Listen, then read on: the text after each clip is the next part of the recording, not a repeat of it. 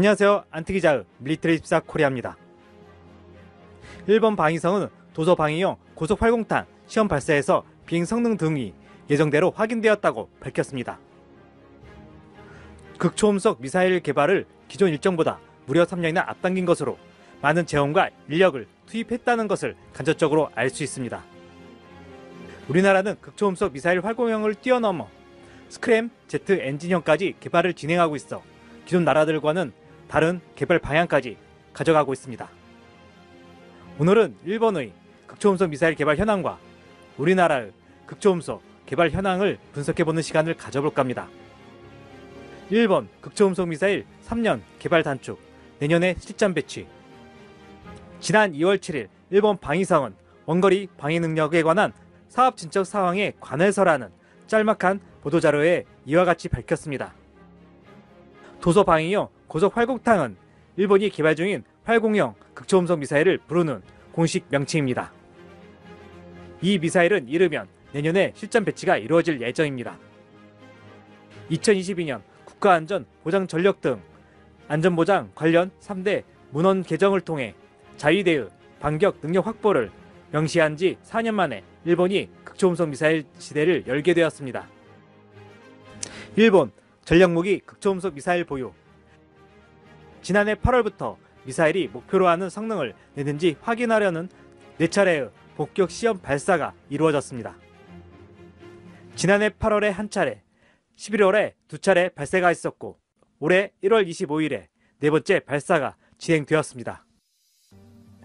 일본 방위성은 4번째 발사가 있은 지 13일 만에 공식 보도자료를 내고 조기 전력화 방침을 발표했습니다.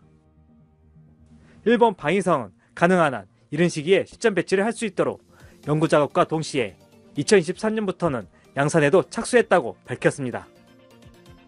미사일 개발사인 미쓰비시 중공업은 이미 2년 전부터 미사일을 만들기 시작했습니다. 일본은 블록1 버전 개발이 끝나자마자 사거리 등을 대폭 늘린 개량형 개발에도 박차를 가하고 있습니다. 글로벌 해군 전문 매체 네이버 뉴스에 따르면 일본은 사거리가 2000km에 이르는 블록2A 버전을 2017년까지 개발하고 2030년에는 사거리 3000km의 블록2B 버전까지 개발 완료하겠다는 로드맵을 밝혔습니다. 일본 내에서는 현재 마6 수준인 블록1의 속도를 블록2A에서는 마12, 블록2B에서는 마17까지 올라갈 것이라고 관측이 나오고 있습니다. 이와 더불어 원추형인 탄도 부분도 날렵한 글라이더형으로 바뀌게 될 것이라고 합니다. 극초음속 미사일을 앞서 개발한 러시아와 중국 수준으로 성능이 올라갈 것으로 전망하고 있습니다. 당초 일본의 극초음속 미사일 블록1 실전 배치 시점은 2019년이었지만 일본은 배치 시점을 3년이나 앞당겼습니다.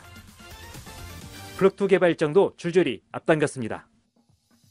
이처럼 개발을 서두르는 건 중국이 대만 침공 예상 시점과 관련이 있는 것으로 보입니다. 미국은 중국의 시진핑 주석이 인민해방군으로 오는 2017년까지 대만 침공 준비를 마칠 것을 주문했다고 보고 있습니다. 2017년은 시진핑 주석 집권 3기가 끝나는 시점으로 대만 침공을 명분으로 4기 5년 연임을 노릴 가능성이 있다는 것입니다. 중국에서는 탄도부가 원추형인 점을 미루어 러시아의 이스칸데르 미사일이나 중국의 단거리 탄도미사일 동평 15 개량형에 가깝다는 평가를 하고 있습니다. 극초음속 미사일의 초기 단계라는 것입니다. 중국과 러시아가 개발한 DF-17과 지르곤 등의 탄도 부위가 날렵한 글라이더 형상을 띠고 있습니다. 일본은 공개하지 않았으나 블록1 버전의 미사일은 길이 9에서 10m에 지름은 0.9m로 중국의 단거리 미사일 DF-15와 비슷한 크기라고 중국 내 전문가들은 평가합니다.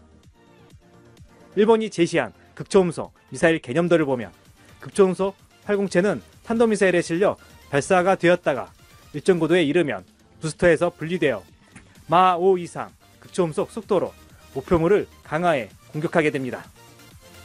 속도가 빠른데 병식적인 기동을 하기 때문에 요격이 쉽지 않습니다. 중국은 이 미사일을 라오딩호와 산둥호 항공모함 등 중국의 대형 수송함정을 겨냥할 것으로 보고 있습니다. 일본 측의 극초음속 미사일 개념도에 그려진 표적도 라오닝호를 닮은 대형 함정입니다.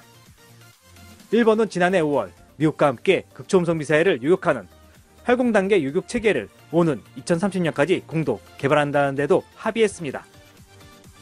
연초에 올해 우주정거장에 발사하는 HTV-X 화물 우주선에 적외선 센서를 탑재해 극초음속 미사일을 발사 초기에 탐지하는 실험도 진행한다고 밝혔습니다.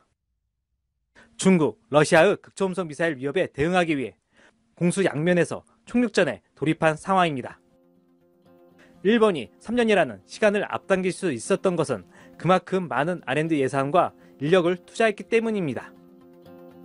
특히 극초음속 미사일은 공격용 전략 무기로 일본의 장거리 타격 능력이 비약적으로 증가함을 알리는 것이며, 이는 표면적으로 중국에 대항한다지만 우리나라의 전 영역을 타격할 수 있는 능력을 보유하게 된 것입니다.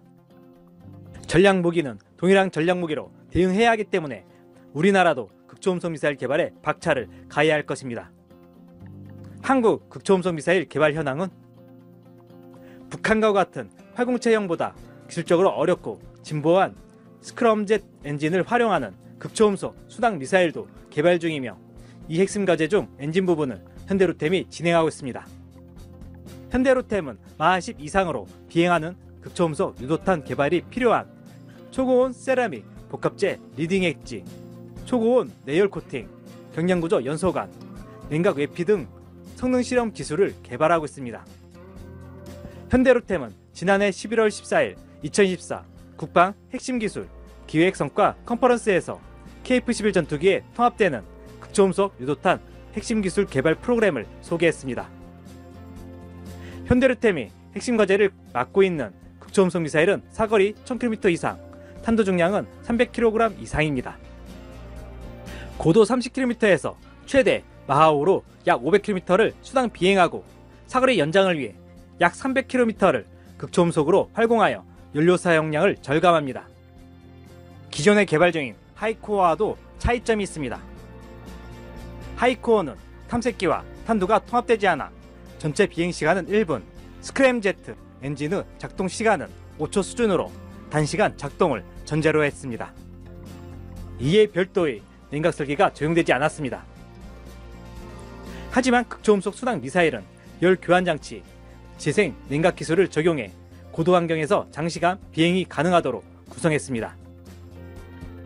극초음속 미사일 개발은 그동안 빠르고 다양한 모델이 개발이 진행 중에 있었지만, 현 정부의 R&D 예산 삭감 여파로 현재로서는 일정대로만 진행되어도 다행인 상황입니다.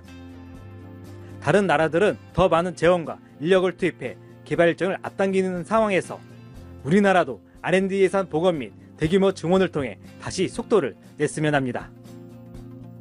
오늘 준비한 내용은 여기까지입니다. 안트기자의 밀리터리24 코리아 멤버십에 가입하시면 영상 제작을 후원하실 수 있습니다. 구독, 좋아요, 알림 설정은 좋은 콘텐츠 제작에 큰 힘이 됩니다.